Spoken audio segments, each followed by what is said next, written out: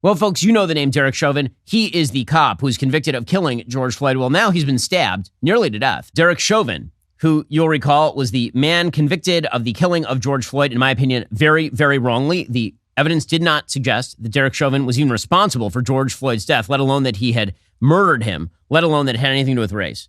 And the medical evidence showed that there was no damage to George Floyd's trachea. He's not killed by a chokehold. The evidence showed that George Floyd was saying literally on tape, "I can't breathe," before he was even on the ground, that he asked Chauvin and his fellow officers to take him out of the car. The evidence showed, based on the camera angle, that Chauvin wasn't even on Floyd's neck. He was on his upper shoulder, as admitted by the prosecution counsel in that case, right? And prosecution witnesses in that case. The Derek Chauvin case was truly a travesty of justice. It had been pre-decided by the media because it turns out that police procedure is really ugly to look at, especially when you don't know what the hell you're looking at. In the same way that everybody looks at footage from war and they're like, "Oh my God, that's so terrible. How could people do that to one another?" It's just, right, because that's a war. It turns out that police very often are using tactics that you in your daily life wouldn't use on your friends. I know it's shocking. In any case, Derek Chauvin was treated as the worst person in the country, a pure murderer. And then his case, which involved zero allegations of racism, by the way, literally zero. There was no allegation in his case that the death of George Floyd had anything to do with George Floyd's race at all. It also turns out that George Floyd was high as a kite. But put all that aside, that he had more fentanyl in him, enough to kill a horse. Put all that aside. Derek Chauvin was convicted. Then, for some odd reason, he was placed in medium security prison in Federal Correction Institution in Tucson.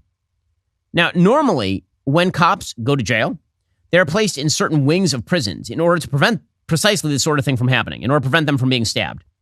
But over the weekend, he was in fact stabbed. He was stabbed Friday by another inmate and seriously injured. According to the Bureau of Prisons, they confirmed an incarcerated person was assaulted at around 12:30 p.m. local time on Friday. The agency said responding employees contained the incident and performed, quote, life-saving measures before the inmate, who it did not name, was taken to the hospital for further treatment and evaluation. So there are several questions here. One is, exactly why was Chauvin in a position to be killed by, or at least attempt to be murdered by a fellow inmate? He's a cop.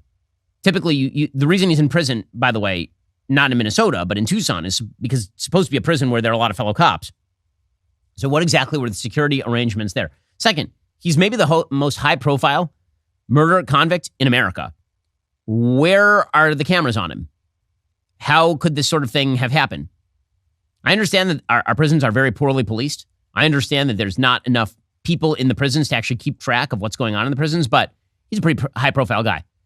But again, this just raises the broader issue with regard to Chauvin, which is his trial, which is the fact that the jury pool was originally poisoned by pretty much everybody, that members of the jury pool openly admitted that they had felt social pressure in order to convict. Chauvin's conviction, again, travesty of justice. The fact that he's been stabbed on the back of that is just a cap to what is an incredibly unfair process for sure. It's pretty gross to not just the stabbing, but a lot of this in general. So the senator from Minnesota spoke on this. This would be Senator Smith, Tina Smith of Minnesota. Well, the murder of George Floyd was a horrible moment and a galvanizing moment for racial justice all over this country. And the reality that his murderer, Derek Chauvin, is in federal prison paying the punishment for his crimes, that is the reality. I am saddened, however, to hear of this violence against Derek Chauvin. Every person who is incarcerated in federal prison should be there in the knowledge that they're going to be free from retaliation and from violence of any kind. And that should hold true for any federal prisoner, including Derek Chauvin. Okay, well, I mean, that would be nice. What also would have been nice is if everybody in the media and in politics had not said that he was a vicious racist who basically deserved the death penalty the whole way along here. That would have been really good. If there had been any adherence to the facts at all, that would have been a useful and good thing. And meanwhile, a couple other horrible stories. So there was a horrible shooting. 3 Palestinians were apparently shot in a crime in Vermont. Unclear the motive at this point. The shooter Again, we don't name mass shooters on the show, but the shooter was apparently a 48-year-old ex-member of the military. Two of the victims are in stable condition. The other individual faces serious injuries, apparently a bullet implanted near the spine. Two of the three were reportedly wearing Palestinian keffiyeh scarves at the time. A shooter drove by and hit them with 4 shots with a pistol, apparently.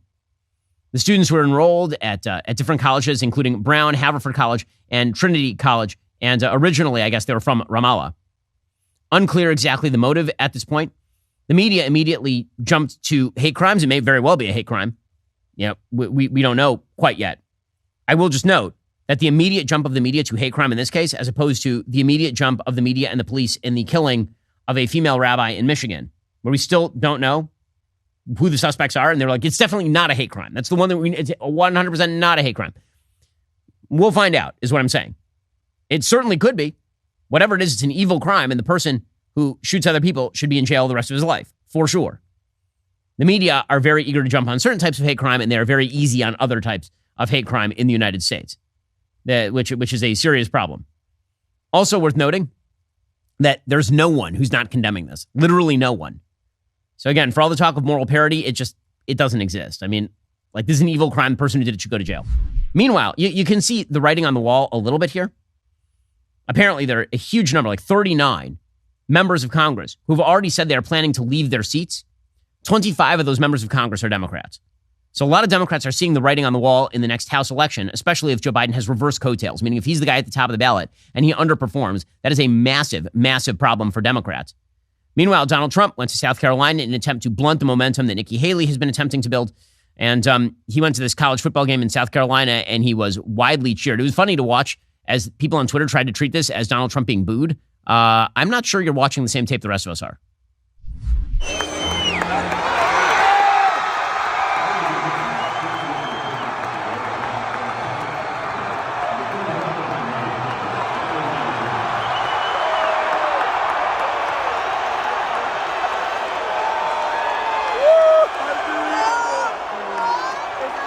I'm not hearing a lot of boos there.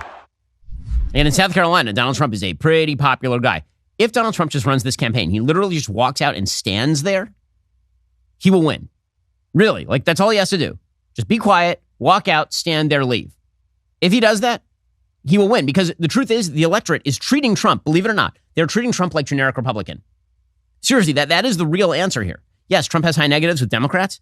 So does every generic Republican. So pretty much everybody is treating Trump because they've seen him before and they know what he is and they know he says wild stuff. And they also know he's kind of a generic Republican politician in terms of his actual policy, despite all the wild statements. And the public is treating him like that. Generic Republican against Joe Biden wins the next election cycle. And everybody is starting to realize that pretty quickly here. Are you tired of the lies and the twists of the mainstream media talking points? Yeah, me too. Join me in my newest series, Fact, where I dismantle and bring truth to this tiring mainstream agenda.